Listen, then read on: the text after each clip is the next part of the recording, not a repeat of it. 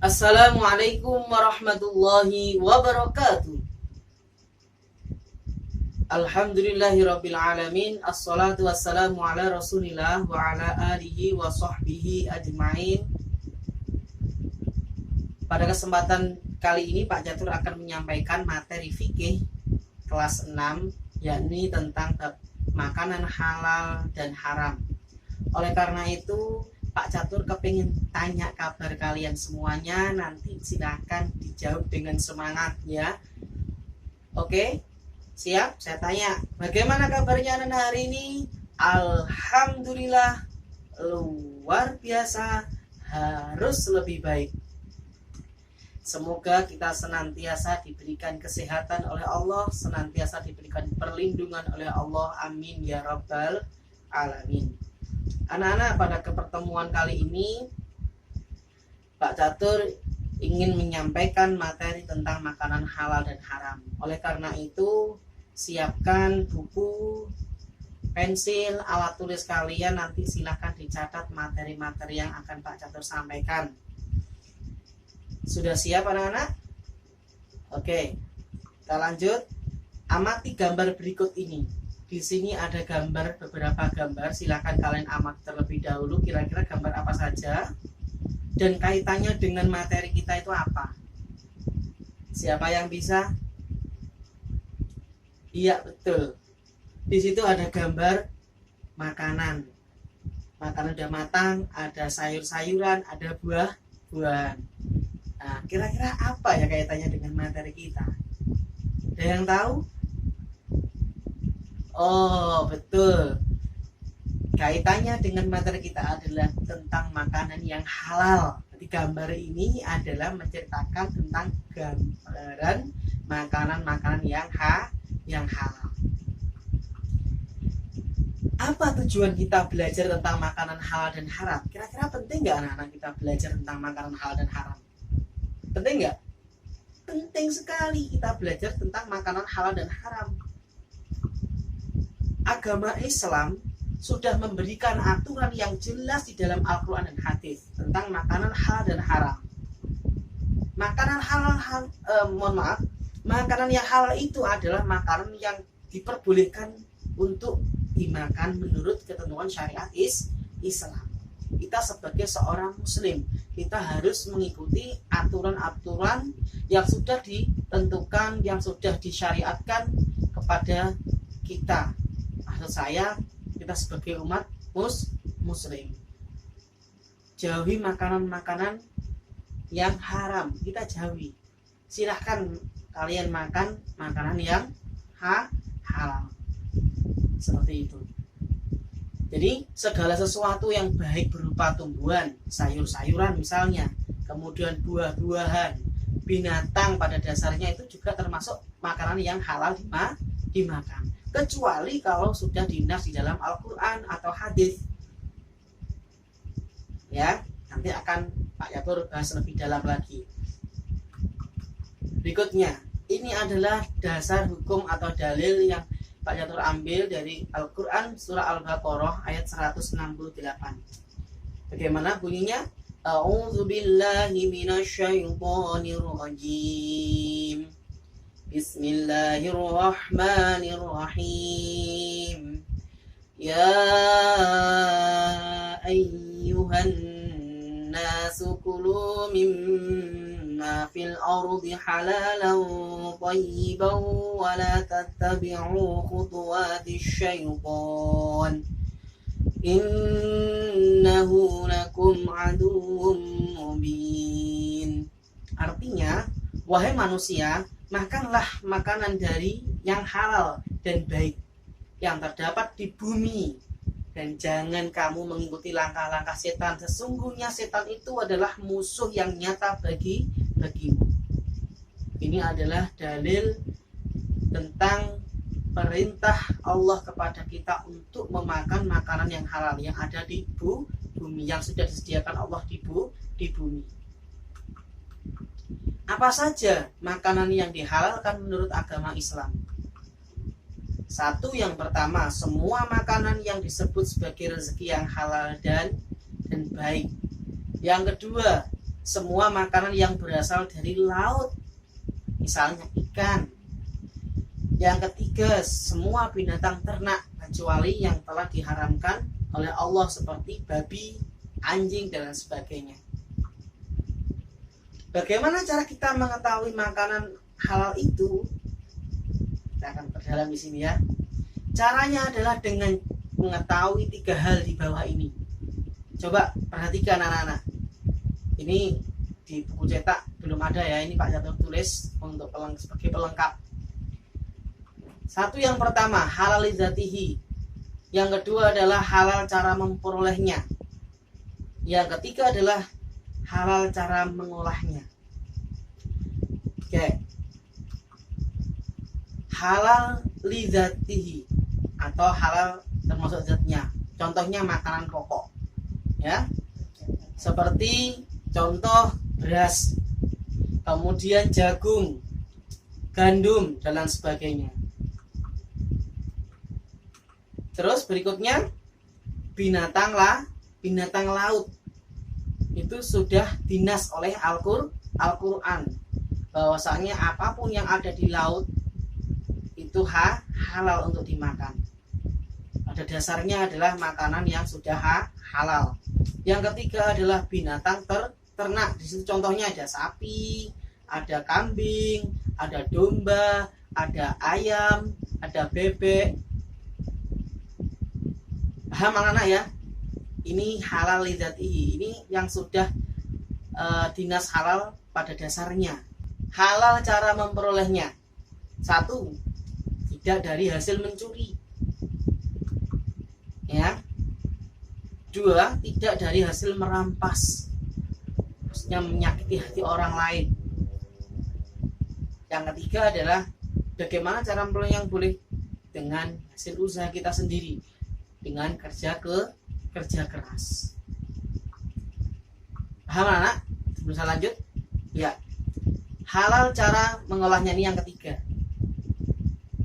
Bagaimana caranya? 1, pada dasarnya, ya, pada dasarnya kambing itu halal, ya kan? Binatang ternak itu termasuk makanan-makanan yang halal dimakan. Akan tetapi cara mengolahnya kalau salah, maka itu bisa menjadi haram.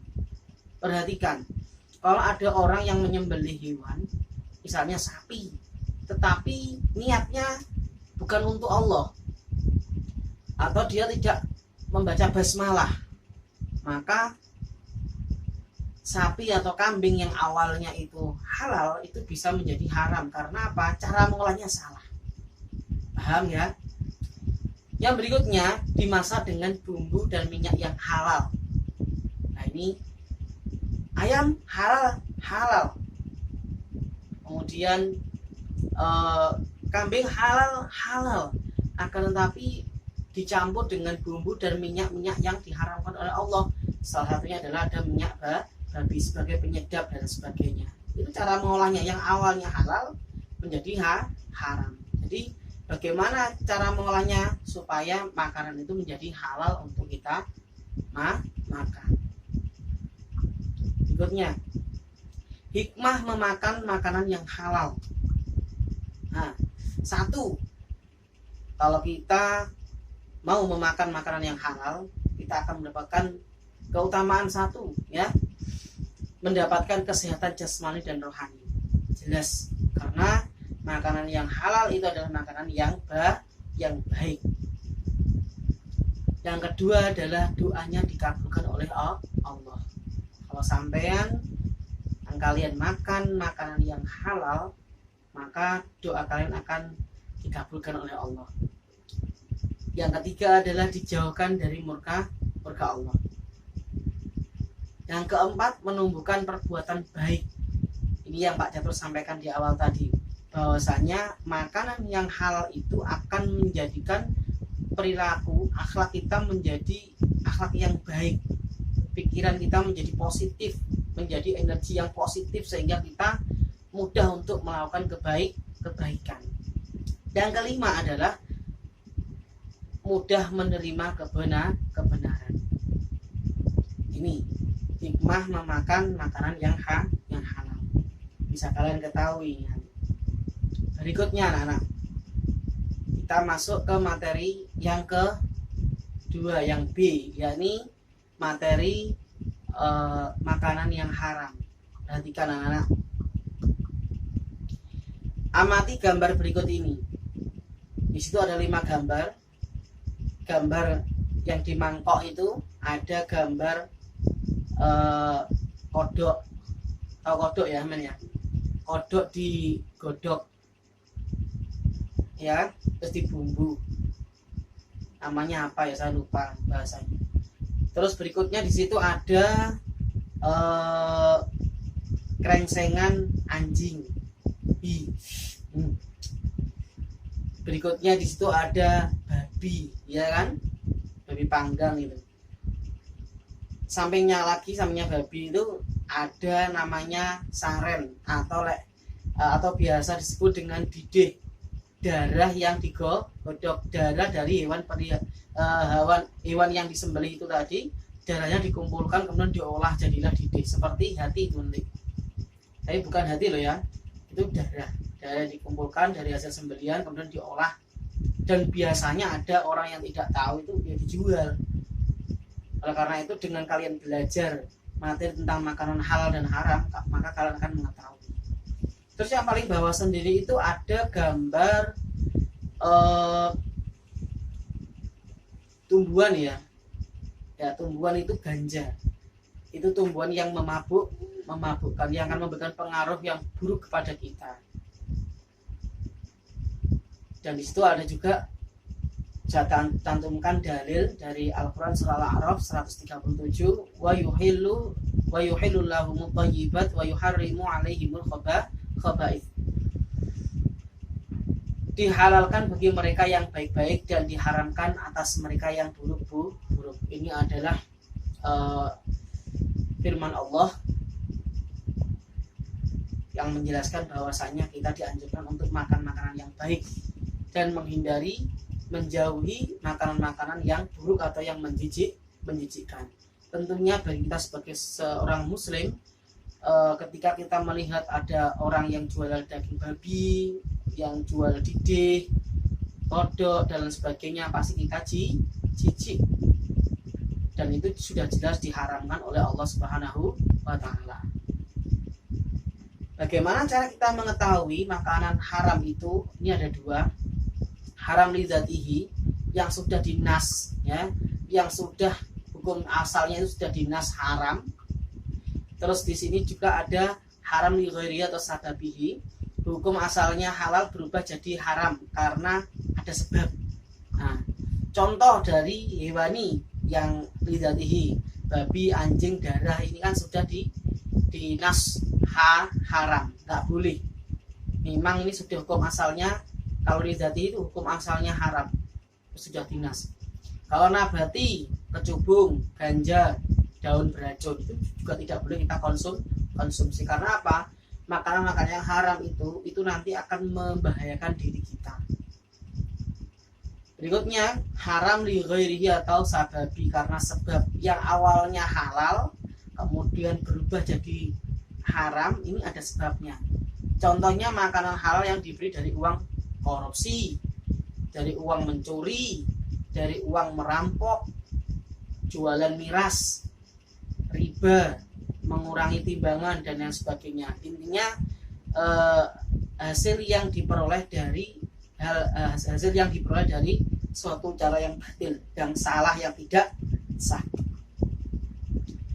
Ini sebagai gambaran makanan haram lidzatihi. Perhatikan ini dari hewaninya ada babi, kemudian itu yang nabati itu ada kecubung sama ganja. Itu kecubung itu memabukkan, ganja itu juga sama. Itu termasuk salah satu dari narkoba. Berikutnya, ini gambaran haram li ghairihi atau sababihi. Jadi yang awalnya itu halal, kemudian cara memulainya haram, misalnya dengan cara mencuri. Misalnya dia membeli ayam itu hukumnya kan halal untuk dimakan, akan tetapi uang yang dibuat membeli ayam itu dari hasil mencuri, dari hasil menipu, dari hasil korupsi dan sebagainya, maka ayam yang dimakan itu juga terkena hukum haram. Ini namanya contoh gambaran haram li sababihi atau li ghairihi sababihi. Apa yang terjadi anak-anak jika kita memakan makanan yang haram? Ada nggak pengaruhnya kira-kira? Ketika kita banyak memakan makanan yang haram atau kita suka mengkonsumsi makanan yang haram, ada nggak pengaruhnya terhadap diri kita, terhadap hati kita? Ada nggak? Pasti ada. Oleh karena itu kalian tahu apa saja? Coba perhatikan. 1.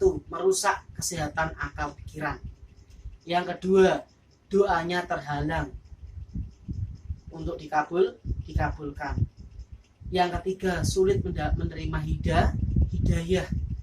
Keempat, menumbuhkan watak yang buruk.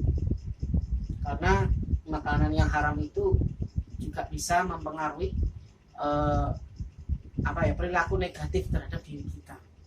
Yang kelima adalah menyebabkan keturunan rusak. Kita sebagai orang tua juga harus memberikan makanan kepada keluarga kita, makanan yang benar-benar halal, cara memperolehnya, cara mendapatkannya, sehingga ketika nanti dikonsumsi, ketika diberikan kepada keluarga, itu akan menjadikan keluarga kita keluarga yang baik. Jadi kita hindari dan kita jauhi dari memakan makanan yang haram. Bagaimana cara kita menjauhi makanan yang haram? 1. Tanamkan kuat-kuat sikap benci, tidak suka, jijik pada makanan yang haram. Yang kedua, perkuat keyakinan bahwasanya makanan haram itu bisa berdampak buruk untuk tubuh, membahayakan jiwa kita, dan bisa merusak amal ibadah kita. Yang ketiga, jauhi pergaulan yang mengarah pada makanan haram. Demikian anak-anak materi untuk hari ini yang dapat Pak Catur sampaikan. Semoga kalian diberikan kemudahan di dalam memahami materi. Semoga kalian juga semoga kita semuanya dimudahkan untuk mencari rezeki yang halal dan dijauhkan dari hal-hal yang haram. Demikian yang dapat saya sampaikan, kurang lebihnya mohon maaf. Assalamualaikum warahmatullahi wabarakatuh. Jangan lupa anak, silakan untuk berkomentar dan like video dari Pak Catur. Terima kasih.